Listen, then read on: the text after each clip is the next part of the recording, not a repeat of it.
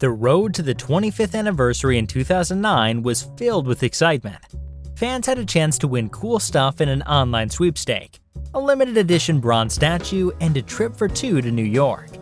But the real celebration kicked off in February at the New York Comic-Con.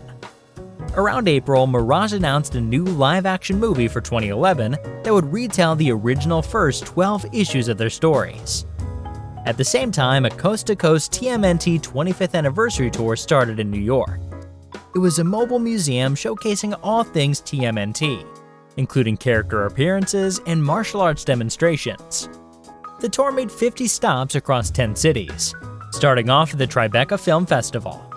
There, they had a special screening of the original Teenage Mutant Ninja Turtles movie and even illuminated the Empire State Building in vibrant TMNT green. During their journey, they also held ninja casting calls for a spot in the 2011 movie with the help of Ernie Reyes Jr. The tour came to a conclusion in July at the San Diego Comic-Con, where fans were treated to a special screening of the new animated movie Turtles Forever. Turtles Forever was initially intended as a made-for-TV movie. However, it was produced in a format that allowed it to be divided into 3 separate parts, which could then be aired as individual episodes. In July, a modified version of the movie was released on television. Later, from October to November, the complete and unedited version of the film was broadcasted in 3 parts. The uncut version that we know today was initially streamed by 4Kids on their website, and it stayed there until Viacom bought the franchise. If you haven't watched this movie, it was the first on-screen crossover of the Fred Wolf Turtles with the 4Kids Turtles. However, the original voice actors from the 1987 cartoon didn't reprise their roles, because 4Kids only worked with non-union actors.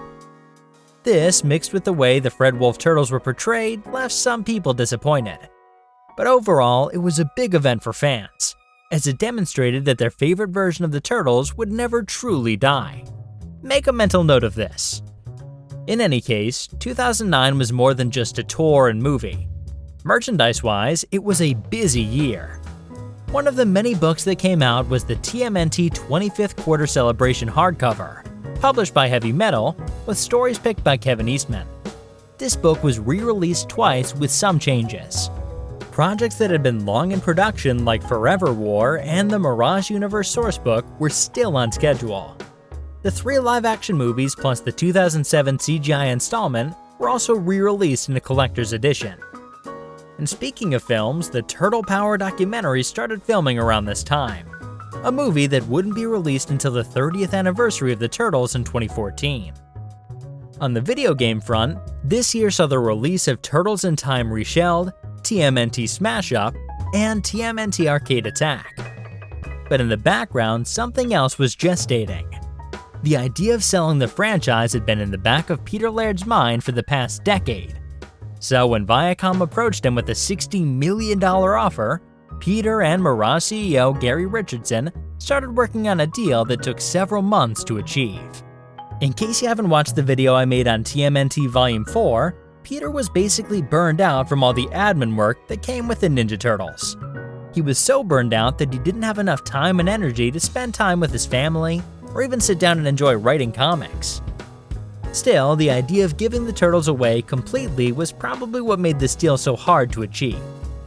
He added a clause to the sale specifying that he could still self-publish 18 issues per year. At its full potential, this deal would have allowed him to publish 12 monthly issues, plus 6 for the rest of the Mirage team. However, those 6 issues would have required heavy involvement from him to stay true to the clause. To make this deal go smoothly, Peter and Gary had to remain silent about it until a week before the announcement. Not even the Mirage Studio employees knew about it. But as soon as the word got out, gossiping was really hard to keep under control.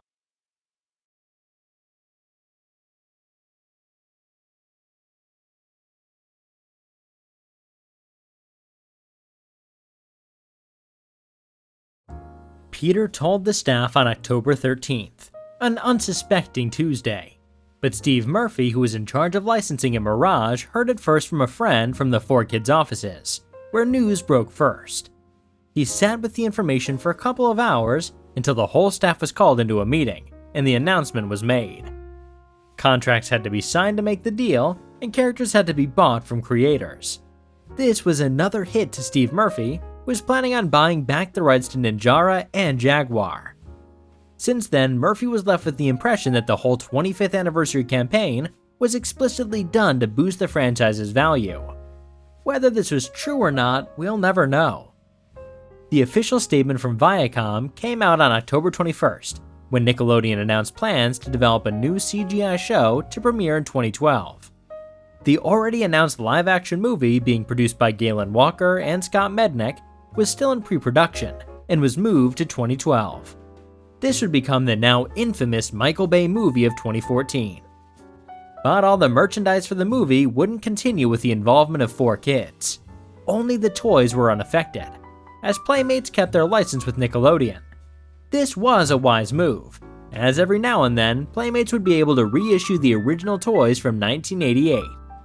But what was Mirage going to do without the Turtles?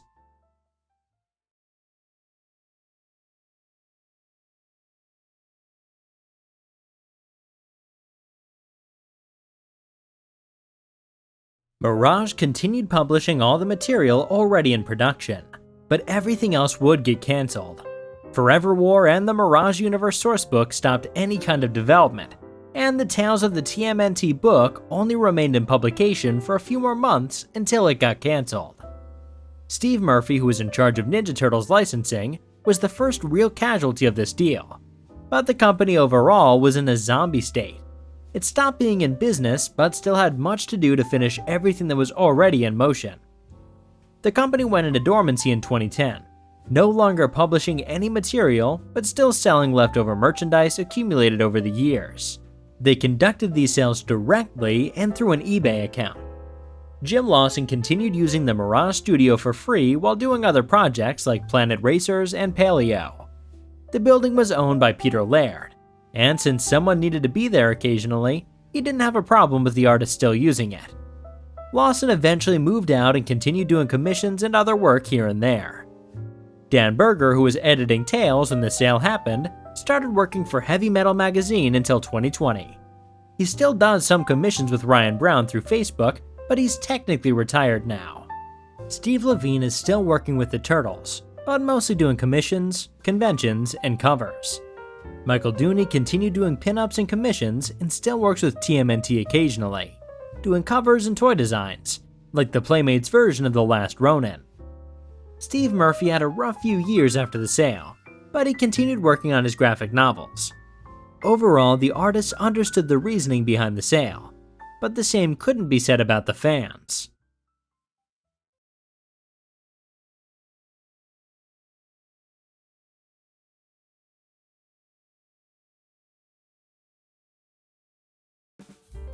For those unaware of Peter Laird's situation, the news of the sale came as a shocking surprise. Fans had a wide range of reactions to the announcement, with various opinions and emotions expressed. Many couldn't understand why he needed to sell the property when he could have left someone else in charge.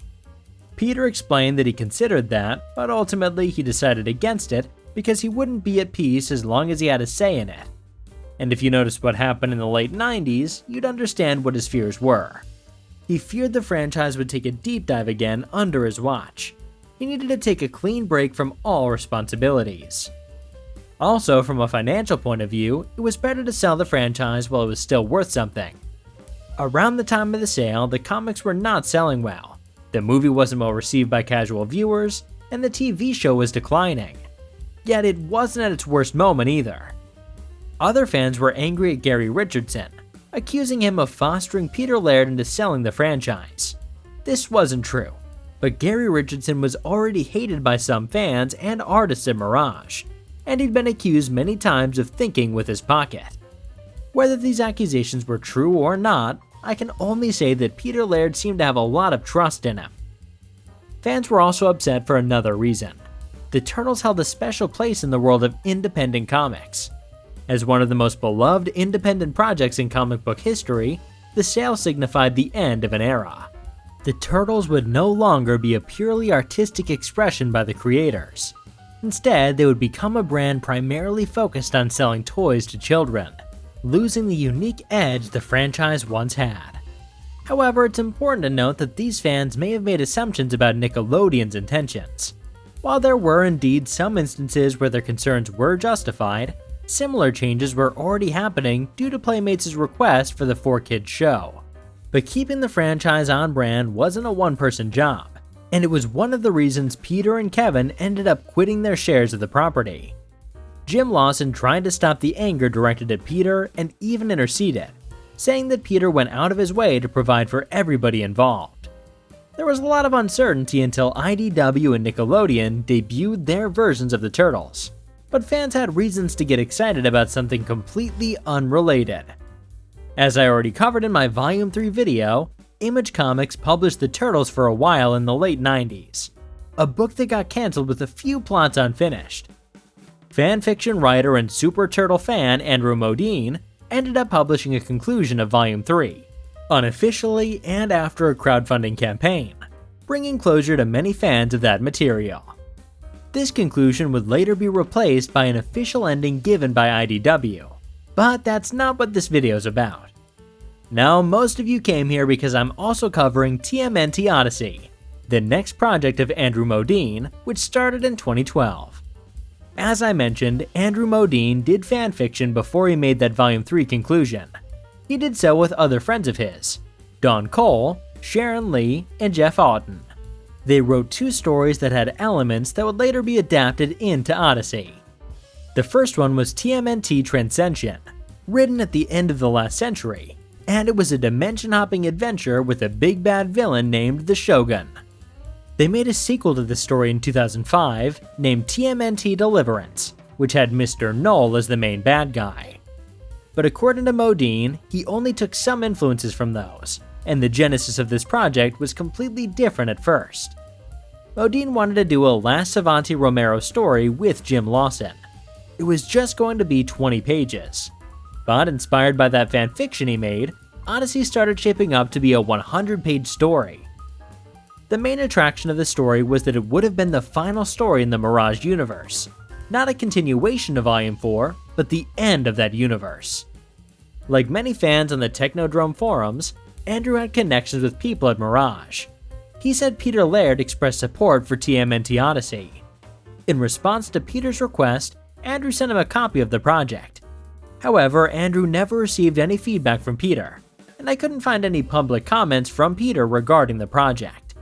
Nevertheless, Peter was aware of its existence. The anger started giving space to people willing to give Nickelodeon a chance, but hardcore fans needed some closure, and that was exactly what Andrew was set up to do.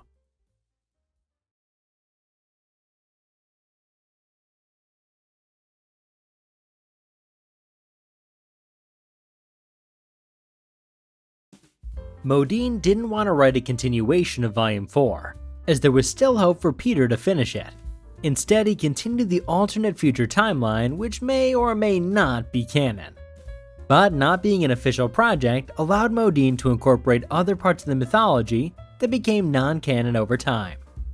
The universe he borrowed the most from was the Palladium RPG games, with Transdimensional Teenage Mutant Ninja Turtles being the heaviest inspiration. TMNT Odyssey contained art by Jim Lawson, Dan Berger, Rick Arthur, Arseny Dubakov, Sophie Campbell, Mark Faltham, Dennis Kennedy, Angie Sternitsky, Dmitry Bobrovnik, Toka, Cortland Brugger, Rick McCollum, Bill Anderson, and A.C. Farley. The project was initially crowdfunded through Indiegogo. That money was used to pay Jim Lawson, Rick McCollum, and Bill Anderson for their pages. Everyone else worked for free. Unfortunately, Modine didn't realize that Indiegogo would take a percentage of that money and ended up paying the difference from his pocket.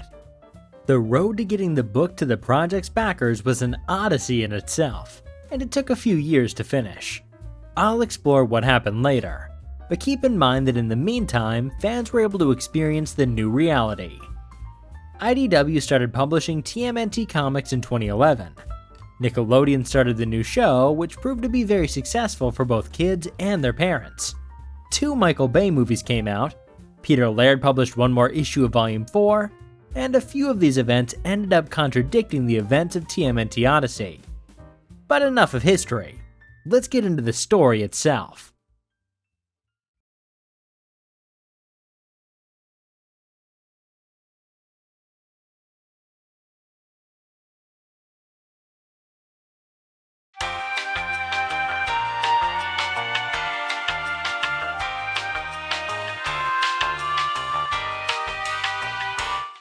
let me take something out of the way. Many dialogues, panels, sequences, and pages were only included in this story because the writer could. If I tell you the story with all these details, you'll probably get lost. So I'll just list those things first, so I can tell the story more smoothly. Here's the list. Lucindra, Raphael's ex-romantic interest, once told him he needed to trust in someone. She lost a leg since the last time we saw her. The events of TMNT Volume 3 happened in 1989. The writer placed the events of Volume 4 in 2001. And there's one sequence with the turtles in the state they were in issue 31. I'll leave this page out of the story because it was contradicted by issue 32. Because that last issue was published after the story was written, these turtles never knew that the Splinter that died wasn't the real one. As I explained in the last days of the Ninja Turtles video, there was an alternate future timeline where the last turtle to die was Donatello. He was blind when this happened. In that timeline, Leonardo may have died in 2099 in San Francisco. Because no one knew how Michelangelo's story was going to end, he was usually alluded to be living in another galaxy, but this was never properly confirmed. The last time we saw Savanti Romero, he was trapped inside the Eye of Agamotto. Savanti Romero's origin was explained in an almost canon alternate version of TMNT number 8, where it's established that back when he was still human, he dated Renette, the Timestress. In the non-canon story, the Turtles once fought Savanti Juliet, Romero's wife. Renette killed her to prevent her from changing history. One of the first licensees of the Ninja Turtles was Palladium. This company published RPG games and released many editions about the Ninja Turtles world. There was a significant amount of world building in these games that were overall ignored by canon. Still, some elements from those books made it into some iterations. The book that influenced Odyssey the most was Transdimensional Teenage Mutant Ninja Turtles. A Mirage version of Slash was almost introduced for a fan-made book that was approved by Mirage. This Slash is briefly mentioned. The Turtles may or may not have had romantic interests, like Raphael with Lucindra and Leonardo with Radical. Donatello was also infatuated with an alien warrior and queen named Jana. This would come up again during another fan-made project called Origin. In Tales of the TMNT number 15, the Turtles faced Von Clutch in a ghostly car race. Casey, Shadow, and Mikey freed some trapped spirits after that race. The Turtles once saved the Asgardians from the Halls of Lost Legends, where Loki was turning them into living statues. The Turtles managed to reverse this, and all the forgotten gods became flesh and blood again. Now let's go into the actual story. It started in 1987, as Splinter and his sons went camping for the first time, and he told them that he loved them. It was a very timely expression of his feelings, as the Turtles just survived a very traumatizing experience, and they really needed to feel like a real family. Over the passing decades, the Turtles faithfully observed their annual camping tradition.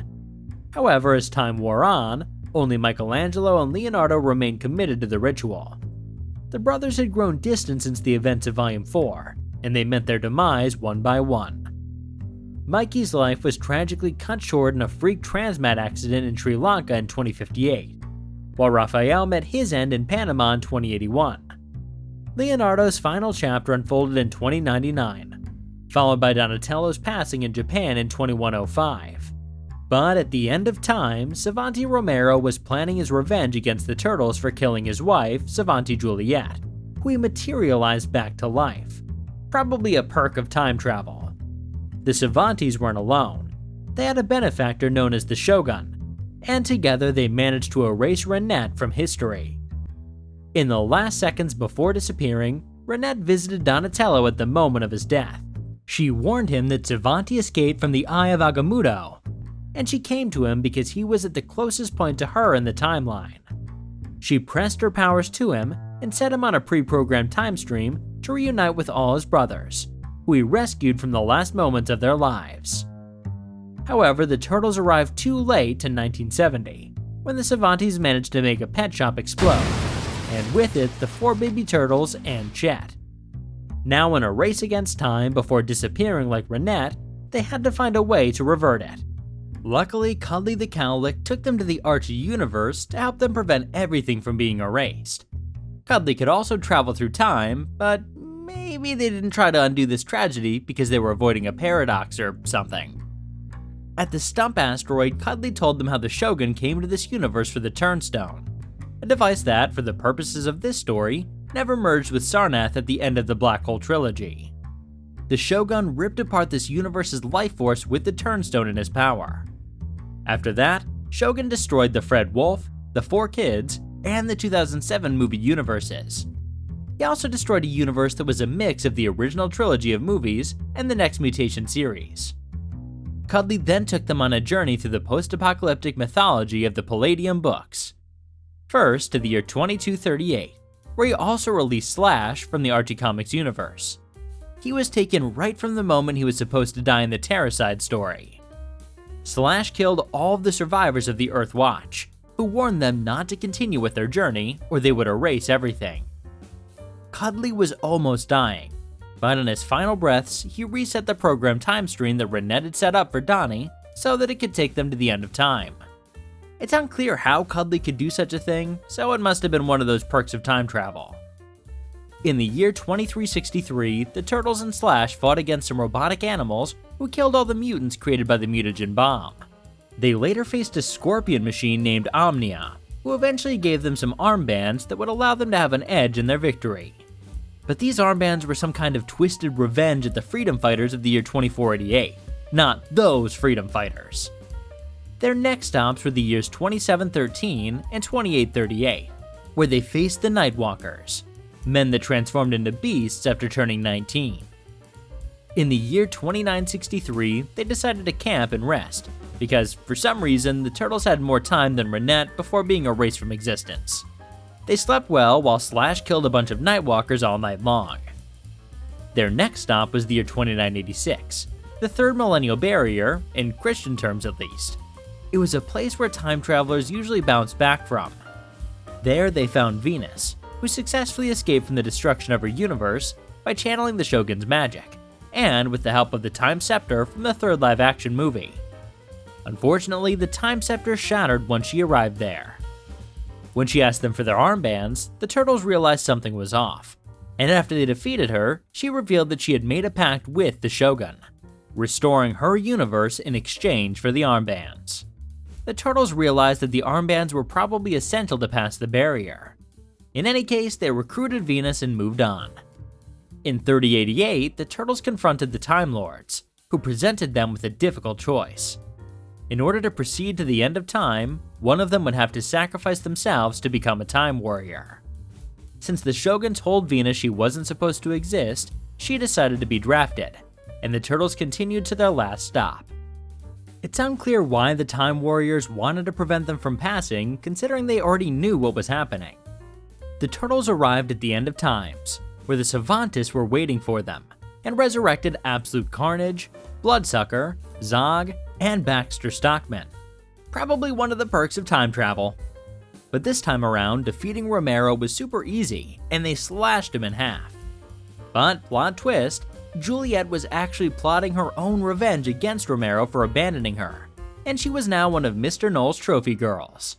Yes, Mr. Knoll was also working for the Shogun. Mr. Knoll impaled Slash with his tail. Thanks for coming, Slash. Then Venus reappeared as a timestress, bringing back supernaturally enhanced mutanimals that tore Mr. Knoll apart. Thanks for coming, Mr. Knoll. It's unclear why Venus didn't simply use her powers to kill Mr. Knoll, but I guess bringing the mutanimals back from Hell was cooler. They then returned to Hell. Thanks for coming, mighty mutanimals. But, plot twist, Juliet was actually on the side of the Shogun, not Knoll. Then Shogun got tired of her and killed her. Thanks for coming, Juliet. With all these memories erased, Shogun then sent Michelangelo back to the moment they took him from. After that, he killed Venus. Thanks for coming, Venus. Before killing her, Shogun reminded her that she and her dimension should have never existed. Make a mental note of that. That was when we found out that Shogun was Michelangelo. He rigged that transmat in 2058 to explode so that no one could follow him to the Archie universe, where he met Mr. Knoll. Apparently, Mr. Knoll already knew how disillusioned Mikey was with how his brothers grew apart, so he sent him those transmat coordinates via mail. FedEx has this cross-universe service now, I think. But the excuse Noel gave to Mikey was that he was one of the souls he freed from Von Clutch. But before moving on to the next life, he needed to repay his debt to him. Mikey agreed to make a deal for some power to be able to get his hands on the Turnstone. After that success, they still needed access to the time stream. So they freed Savanti Romero, who acquired a lot of knowledge and power from his time in the Eye of Agamotto. This was probably why he could resurrect others, right? Romero shared his power with them, but how would this alliance work? Mikey gave up his soul or something similar to Noel, and Savanti would try to erase the turtles from existence. Mikey was clever enough to know that he also needed to erase those two from existence, but then the turtles killed them. Mikey was creating the IDW universe. Within this new reality, the turtles remained united, and their bond as a family was stronger than ever. Splinter became their true father, and their origins were no longer a mere happenstance. Mikey vowed to bring everyone back, including Venus, in this revitalized universe. Leonardo didn't appreciate Mikey's comments about Splinter. He didn't need to be their biological father. They all knew what place he had in their lives. Then the R-bands were activated and freed the Devourer of all creation, a creature that Omnia had prepared for this moment. Unfortunately, Mikey somehow programmed the creature to turn against them, probably a perk of the Turnstone. Donatello had to use all the power he had left from Renette to destroy the creature. Anyway, Raphael killed Michelangelo, and in his dying moments, he mentioned seeing his father again. We don't know why, but I'm sure Splinter grounded him for the afterlife. The turtles started witnessing how, without Mikey's input, everything was beginning to die. But Leonardo regretted this and decided to save what Mikey was working on with some alterations. It was too late for them to undo all the damage, but a new multiverse could be born. One where IDW, the 2012 cartoon, and the Paramount movies were the main versions of them. The turtles themselves would be remembered as statues in the Halls of Lost Legends. This was not how the halls worked, but I guess they liked the idea of making statues of certain legends. Perhaps. But not all of them were dead. Leonardo survived the destruction and kept control of the Turnstone. He then became a Time Lord. Make a mental note of that. In a metatextual twist, the narrative revealed to be a parallel reflection of the real-life relationship between Peter Laird and Kevin Eastman, the creators of the Teenage Mutant Ninja Turtles. As Peter saved Kevin from a literal cliff, the two finally found common ground and resolved to address their differences. Make a mental note of that as well. That was TMNT Odyssey. It's a lot, but it has a reason to be like that. You see, fans tend to write what fans want to see. In this case, fans wanted someone to come in and connect the dots on everything that had an ambiguous place in the canon.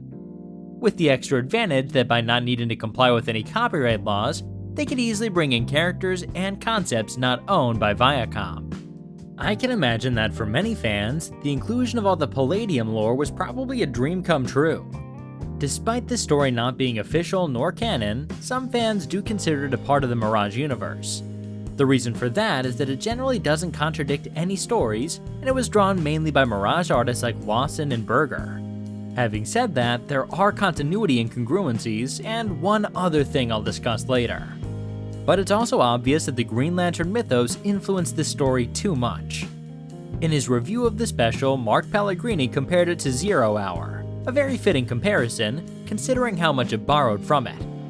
Andrew admitted being inspired by Zero Hour, but also mentioned many other influences behind it. Some fans had a problem with the Eastman and Laird framing device.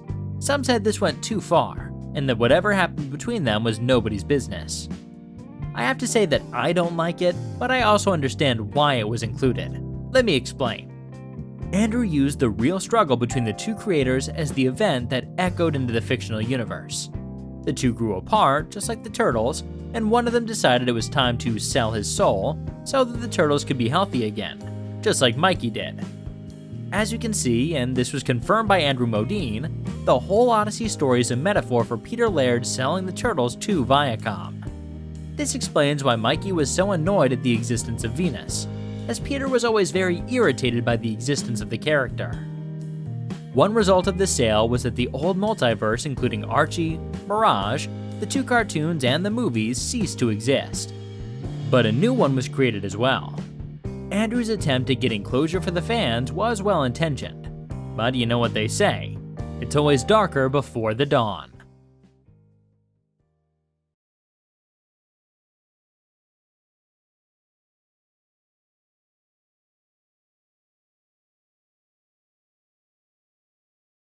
I do have a problem with the ending of Odyssey. The way Andrew destroyed the old multiverse felt a lot like he was gatekeeping the part of history that the original fans really cared about. I'm not the only one who felt like this was a little off. Another fan also didn't like how Modeen described the IDW universe in this story. Andrew tried to defend his take on it by saying that it was like a passing of the baton. All in vain, because by then, the old multiverse was still alive in both the Nickelodeon cartoon and the IDW universe. Andrew didn't discard the possibility that maybe these Earths reform back after all. And then there's the issue of Mikey. His deciding to kill the entire multiverse just to get closer to his brothers makes sense as a metaphor, but it doesn't feel like the character at all. And yes, you could perhaps try to rationalize that his time fighting alongside the Triceratons traumatized him too much, but we don't know where that story was going. My take on it was that Mikey was being radicalized, but at some point he would have eventually realized what was happening to him. Just like the Turtles eventually understood that they were being used as tools of vengeance. Was the Turnstone the one responsible for all of this? Given that Leonardo kept it, I don't think so. Or maybe Leonardo could control the Turnstone because he was more disciplined? I don't know. Despite these negative points, the fact that Odyssey was made was kind of a miracle, and it continued a story that was non-canon to Volume 4. So it technically provided an end without trying to finish Peter Laird's story. But this also meant that, while it brought some closure to fans, we all still wanted to see Peter Laird finish Volume 4. And fans were really eager to get that closure. You see, Andrew's previous experience with crowdfunding was the conclusion of Volume 3, a project that perhaps many fans didn't get to hear about in time, or maybe didn't have as much appeal as the Mirage one. Based on that experience, Andrew underestimated the shipping costs. Not only did he have more than 300 orders to ship, but he also had international backers. And with all the project's delays, Andrew ended up paying more out of his pocket than imagined.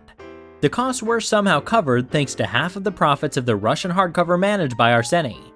All backers, however, did receive a digital copy of the book in advance. The physical book was meant to come out in 2015, but unfortunately, Andrew started having too many personal struggles and ran out of money. All the books were now in his possession, but he had no way of shipping them to backers. Some backers started getting too impatient and angry at Andrew. That was when a fellow member of the Technodrome forums named Rich, who had experience in shipping comics, offered to help.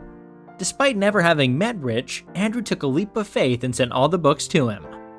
There was a new plan in place to fund the shipping costs. Backers would simply pay for the shipping costs again, or wait for them to sell all the original art pages at $125 each plus shipping. The sale of original art eventually allowed Rich to ship all the books to the backers. By 2016, backers got their copies, and the surplus started getting sold. After it was all resolved, Andrew apologized for all the mistakes and problems surrounding the project. It was just too much for one person to manage. A month later, Andrew made a digital copy of the book available to non-backers. But that wasn't the end of the Odyssey. Arseny from Russia started organizing an Ultimate Edition, and he brought in Chris Allen to redo the Archie page. This edition also contained a new cover and a new 5-page story by Jim Lawson, where Mikey brought Splinter back to life and then killed him again. Thanks for coming, Splinter! It also included one expanded scene in the main story by Jim Lawson and a few extra things. You'd think that the whole experience would have been more than enough for Andrew to never want to make one of these fan-made books again. And you'd be wrong. Based on one comment Peter Laird once made about writing a story on Splinter not being an average rat, Andrew started creating a new story that would tie some loose ends from Volume 4 and Tales Volume 2. This is the story of TMNT Origin.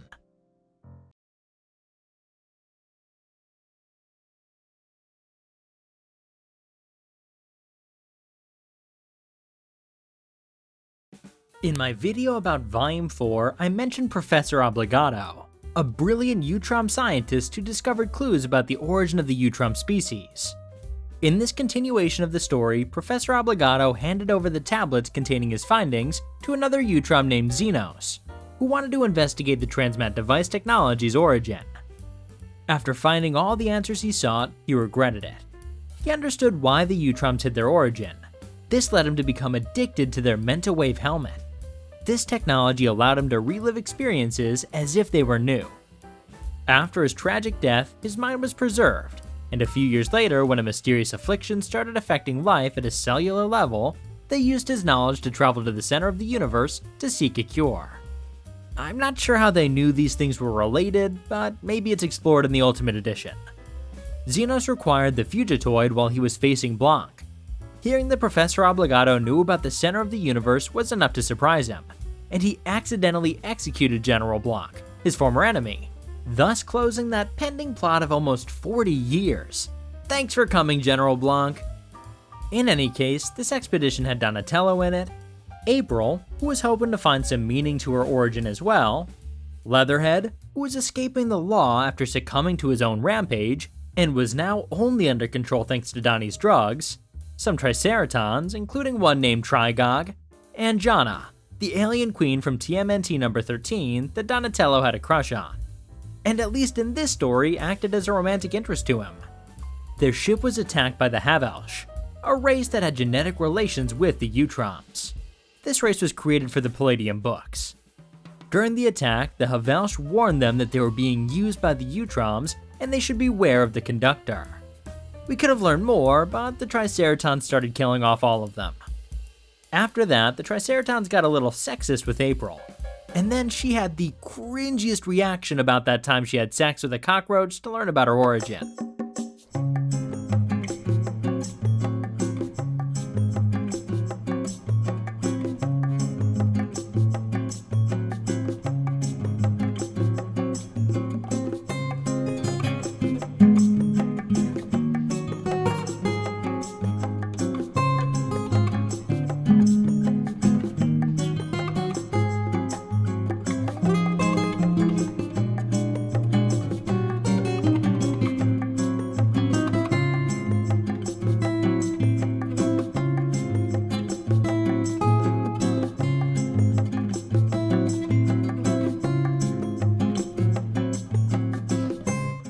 This oversharing of information was enough to shut the Triceratons up. Personally, I wouldn't mind if this page magically disappeared from the face of the Earth. The crew later ran into the Jajels, who wanted to assimilate all life on board.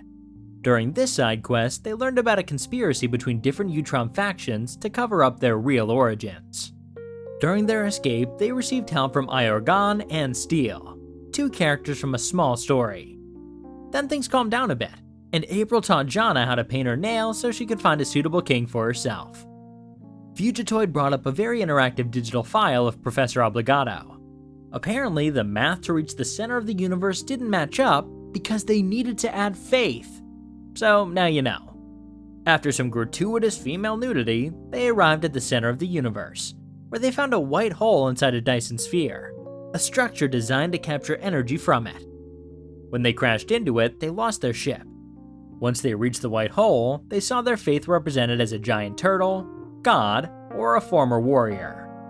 They discovered that this was a Utrom structure. They created it 300,000 years ago to siphon those energies into a throne ship called Magonega. But after the construction, a revolt came up. Some Utroms wanted to share their technology and secrets with the galaxy, and others did not. Their ancestors banished the good ones from their dimension to this one. When they arrived, they made a pact to return to their own dimension with the power to depose those who had banished them. Over the years, the Utroms gave up this goal, but not the faction known as the Obscura Secreti. They settled on the planet Magonia and mated with the Jajels, and from that union came the Havelsh. Until one day, they found out that the Jajels were consuming them and decided to push them into extinction. After all these years, it turned out that this Dyson sphere was drawing too much energy out of this white hole, and this was the cause of the cellular plague in their universe. The Triceratons disagreed on whether they should kill the Utroms, and this caused an explosion that woke up the dormant Utroms there. One of them, Jurin, emphasized the sacredness of their mission. During this fight, Xenos, Leatherhead's oldest friend, was killed. Donatello took a pod and went straight into the white hole. There he crossed paths with Leonardo from after TMNT Odyssey, who was here because he just wanted to see what happened to him. You may be asking if this means the old multiverse was still accessible, and I would have to say that I don't know. Donnie eventually reached God, who was being drained by a Utrum named Chirel, also known as the Conductor or the Adversary. Chirel knew Donatello was coming and revealed to him that this whole universe was an anomaly, a result of a very old Utrum experiment and colliding hadrons in the real universe. There were probably several other universes created that way. Donnie killed the Adversary, who sometimes resembled a rat, and then started conversing with God. He asked if his origin was genuinely random. This was when we learned that Hamato Yoshi, tired of being defeated by Oroku Nagi, went to see a foot mystic who told him about the Adversary at the center of the universe, who was a rat. To become better than the Adversary, he needed to sacrifice a tiny sliver of his humanity, a splinter. And from then on, Yoshi became formidable. In order to stay like that and keep his humanity, he had to keep a pet rat that was that splinter of himself. In fact, Splinter would mirror all of his movements. Donnie then asked about April's origins. This was when we learned that the Kirby crystal was a piece of the center of the white hole this god sent to her father. She was made in the same way as the first life forms in the universe. After Donnie asked him about her inability to have kids, this god adjusted her. And while they were there, they also fixed Leatherhead's condition. A whole year passed while Donatello was inside the white hole, and due to this experience, he became blind. Now, in order to return to Earth, someone needed to stay behind to sever the link to the Dyson Sphere. Otherwise, this would create a new Big Bang. April, feeling like she contributed nothing to this mission, offered herself. But Leatherhead didn't let her do it, and he took on that role. After the death of Xenos, he lost everyone he cared for. Trigog, inspired by Leatherhead's sacrifice, killed the Prime Leader and took power. The Fugitoid couldn't think properly after this adventure, which is how he ended up in that Gizmo and the Fugitoid miniseries. By the end of the story, April was finally able to get pregnant, and that was TMNT Origin. Overall, I found it much easier to read than Odyssey, probably because it was more focused on its story.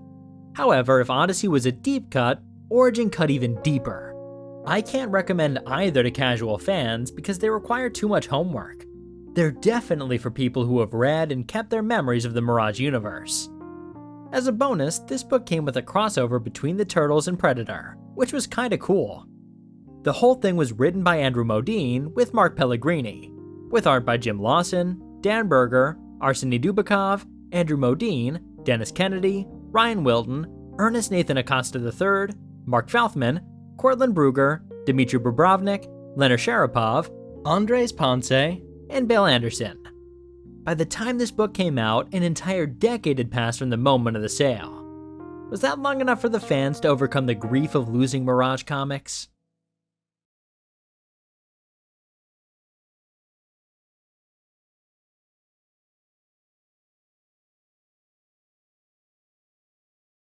By 2020, Nickelodeon more than proved what their intentions were. They had a good run with the 2012 cartoon, and the IDW series became the longest-running TMNT comic of all time. Of course, there were also some false steps. The Michael Bay movies had no ninjas, no script, and no shame. And the 2012 cartoon was replaced with a new iteration of the franchise, maybe a little too soon and with too many demands from the network on what its format should be. This pretty much alienated a part of the fandom and ruined the chances of a show that was actually pretty good. On the few occasions Peter Laird talked about the Turtles again, he continued to affirm that he would eventually go back to finish Volume 4. And he wasn't the only one still wanting to come back. Steve Murphy was also open to publishing the rest of the Forever War through IDW with Chris Allen, even though he couldn't remember anything about the plot. And yes, I'm aware that Chris Allen helped finish it in a fan-made project, but I already discussed too many of those in this video. And then one day, Tom Waltz resurrected an old idea from Peter and Kevin, The Last Ronin, a story that, to many, felt like a legitimate send-off to their creation. Even if it took place in a different universe, it was grim and gritty enough to please the older fans. It looked like the Turtles were starting to get into the spotlight again with miniseries, crossover events, and new action figures. But whatever happened to Mirage Studios?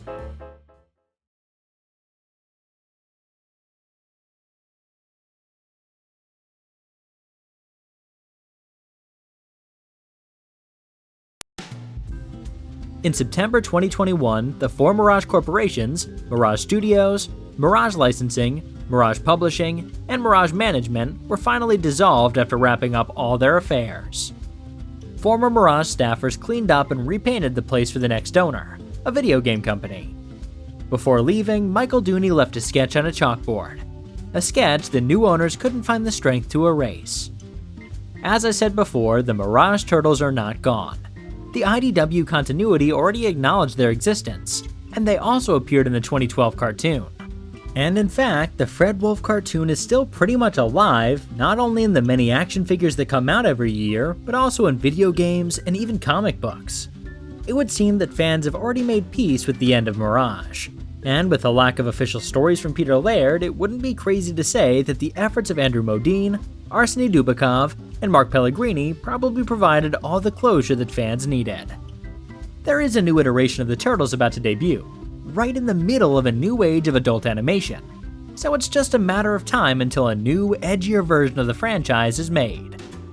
Sure, Nickelodeon bought the Turtles to sell toys and merchandise, but that never stopped them from publishing comics for late teens and adults. If fans really want to see a TMNT series for adults, they should put their money on things like The Last Ronin and the IDW series. And who knows? Maybe one day IDW will find a way to extend the Mirage universe without getting in trouble with the fandom. No matter what happens in the future, Mirage Comics will always be remembered fondly by Turtle fans. Thank you Lucas Gibbs and Tyron Leong for your help on this video. And thank you all for watching.